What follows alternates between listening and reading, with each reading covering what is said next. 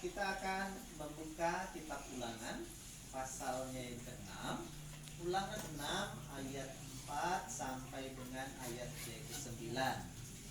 Ya, Ulangan 6 ayat 4 sampai dengan yang ke-9.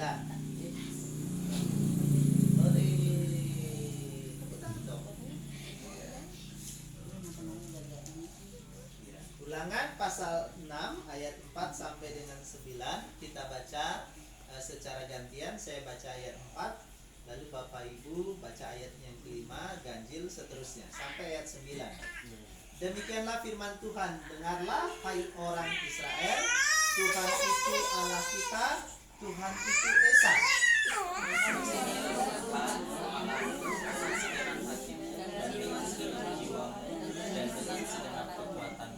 Apa yang kuperintahkan kepadamu pada hari ini haruslah engkau perhatikan.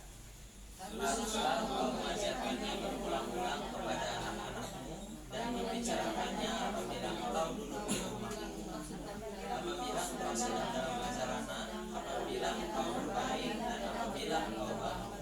Haruslah juga engkau mengikatkannya sebagai tanda pada tanganmu, dan haruslah itu menjadi lambang di dahimu. Dan haruslah engkau menuliskannya pada tiang pintu rumahmu dan pada pintu gerbangmu. Iya. Perintah ini diberikan oleh Allah kepada bangsa Israel ketika mereka dalam perjalanan.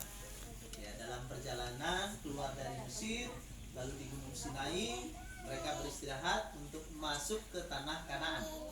Ya. Dalam ayat keempat dikatakan, dengarlah hai Israel. Kita harus ingat budaya di orang Israel atau budaya di Timur Tengah sana dan gaya penulisan Alkitab. Jadi ketika dikatakan dengarlah hai orang Israel, ini menunjuk kepada kaum laki-laki dewasa atau orang tua yang hadir pada saat itu. Nah, jadi ada beban perintah yang ditunjukkan kepada kaum laki-laki atau orang dewasa, ya secara khusus bapak-bapaknya, gitu ya kan, bapak-bapaknya. Jadi penekanan dalam hal ini yang pertama-tama adalah bapak-bapak. Supaya apa? Untuk mengajarkan sesuatu, perintah Allah kepada siapa? Kepada anak-anak. Jadi siapa tadi yang menjadi yang memiliki beban tanggung jawab? Ingat, bukan orang tua, bapak. Kalau orang tua berarti dua kan? Ibu bapak. Ini konteks Alkitab ya, konteks Alkitab ya. Tentu kita akan sampai ke situ, artinya orang tua. Tapi untuk konteks Alkitab ini, penekanan itu yang pertama adalah kepada kaum laki-laki dewasa atau kaum bapak-bapak gitu. Katanya apa? Menyatakan bahwa Tuhan itu Allah kita, Tuhan itu Esa. Nah, ini kepada bapak-bapak. Bahwa Tuhan Allah kita itu katanya Esa.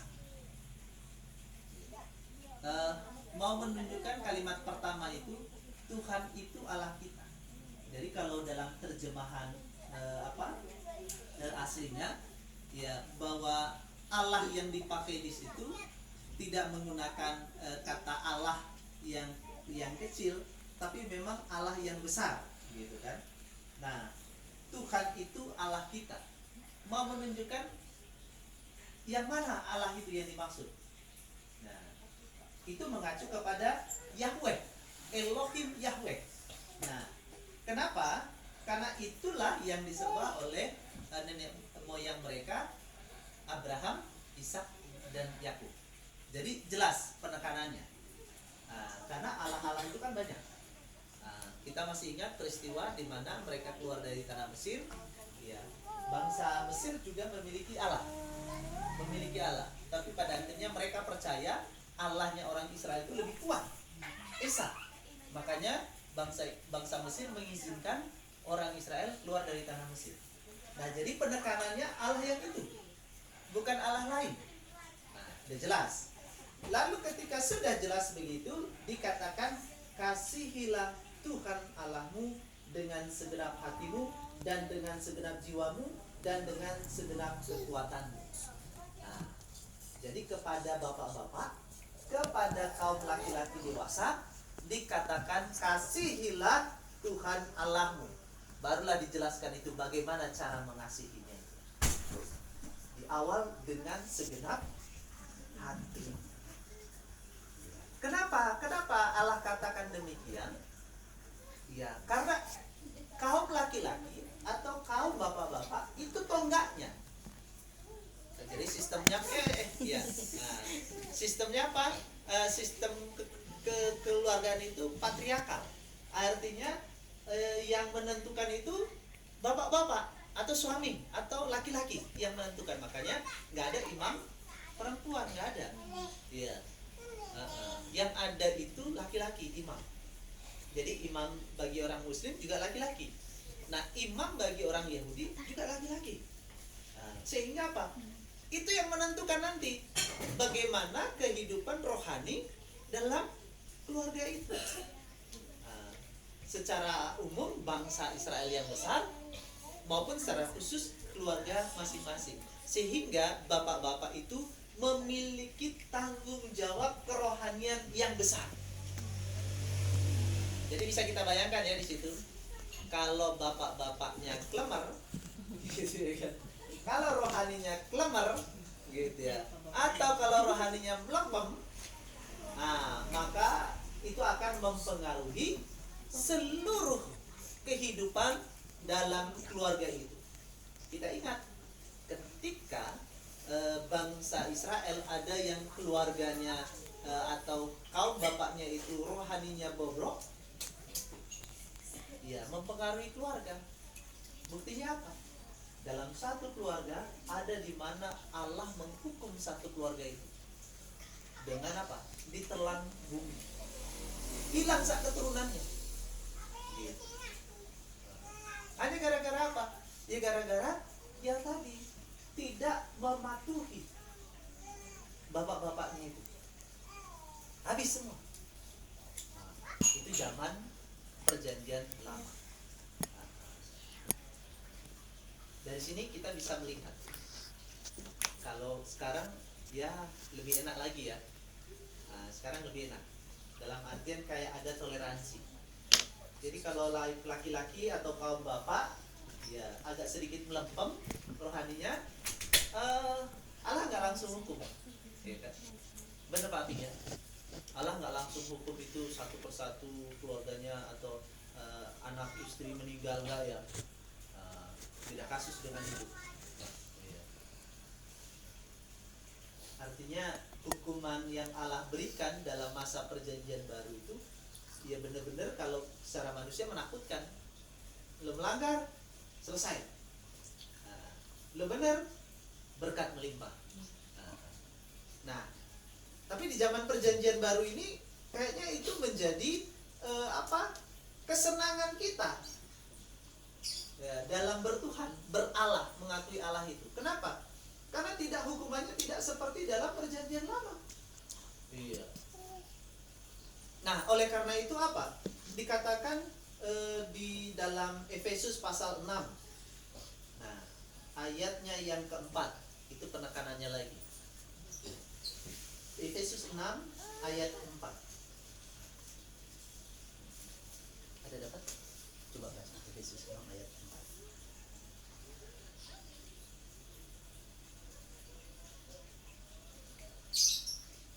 Dan kamu, bapak-bapak, janganlah bangkitkan amarah di dalam hati anak-anakmu, tetapi didiklah mereka di dalam ajaran dan nasihat Tuhan. Nah, berarti ketemu lagi ya, ternyata bapak-bapak di sini. Enggak dikatakan di situ dan kamu ibu-ibu, gitu ya kan? Atau dan kamu orang tua, enggak. Fokusnya apa? Bapak-bapak. Karena kembali lagi, yaudah aku nggak usah ngomong dulu gitu. Atau maksudnya itu bilang yang lain, sedang khotbah ini, gitu ya kan? Nah, penekanannya lagi, bapak-bapak, hai bapak-bapak, jangan bangkitkan amarah kepada dalam hati anak-anak.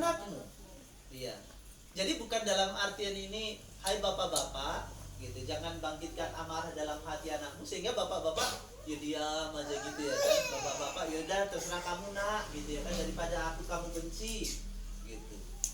Enggak, bukan itu maksudnya. Maksudnya itu kembali ke dalam Ulangan pasal 6 tadi.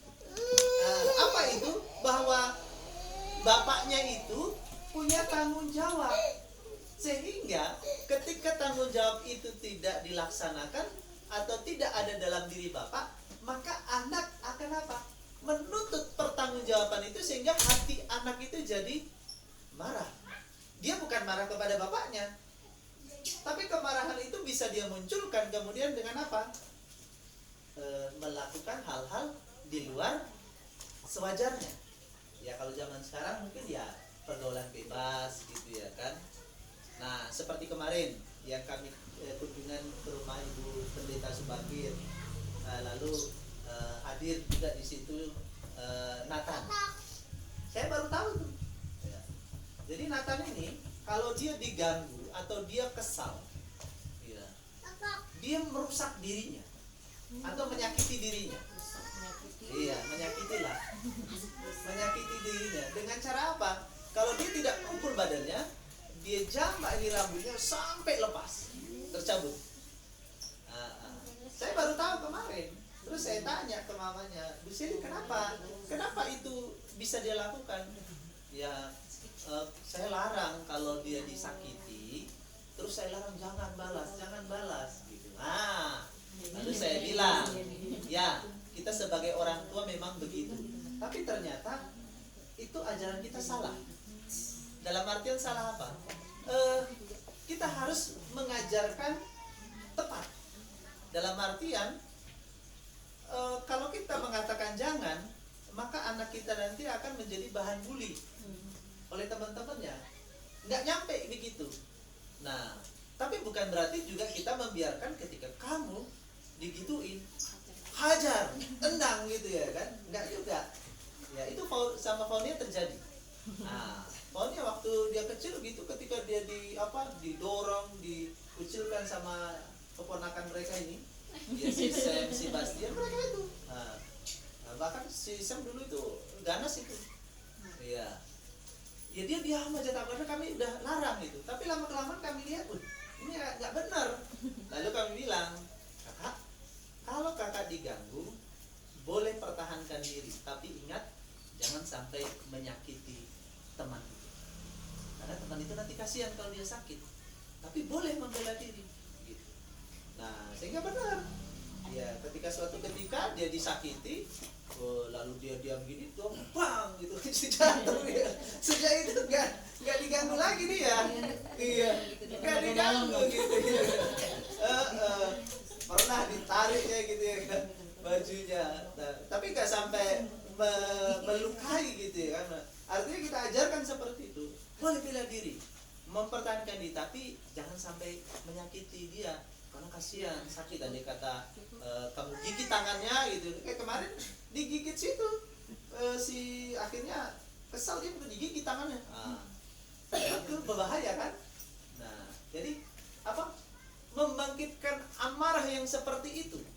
Jadi anak-anak ketika melihat bapaknya tidak menunjukkan sikap sebagai seorang imam, gitu kan, maka anak itu nanti akan menunjukkan kemarahannya itu dengan melampiaskan keluar dari jalur Allah, gitu.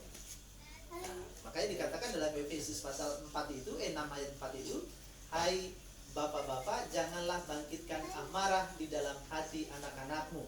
Nah, jadi jangan salah mengerti di ayat itu ya. Ketika janganlah bangkitkan amarah dalam hati anak-anakmu, dalam artian bapak-bapak tadi dulu terus kalem, terus anak-anaknya mau melakukan apa yang jahat terus nggak berani negur gitu ya kan. Kenapa? Nanti kalau aku tegur atau aku marahin dia sakit hati sama aku. Oh salah, bukan itu maksudnya. Ingat kalimat yang berikutnya. Tapi didiklah mereka dalam ajaran dan nasihat Tuhan. Itu poinnya. Itu poinnya sesuai dengan dalam Keluaran pasal yang ke 6 tadi, sama-sama 6 ya. Nah, Keluaran 6 ayat 4, lalu di sini pun Efesus 6 ayat 4 gitu. Nah, sama-sama 6 dan 4. Tapi bukan kode alam ya, nggak ada togel loh, udah nggak ada togel. Iya, 64 keluar gitu. Nah, jadi di sini kaum bapak ada Pak Hadi, ada Pak Aping, ada Pak Isar, ada Pak Daud, ada saya. Iya, ada siapa Bin? Calon. Siapa Bin? Oh, belum ya. Elah, nunjuk-nunjuk. Manggilnya Om atau Kakak? Abang, Kakak Randi gitu. Abang ya. Abang Randi. Jangan nunjuk Bang Randi dong, nunjuk diriku. Tuh. Besok jadi bapak juga. Hampir bilangnya kan satu nih. Yang ini 4 kemana? Kabir. Kabir. Makanya kalau nunjuk itu begini, ha. Tapi atau kalau orang Jawa gini. Nah, gitu. Iya. Iya, kita sebagai kaum laki-laki atau sebagai bapak punya peranan penting dalam hal ini. Ini perintah Allah, bukan perintah saya. Ini kata Alkitab.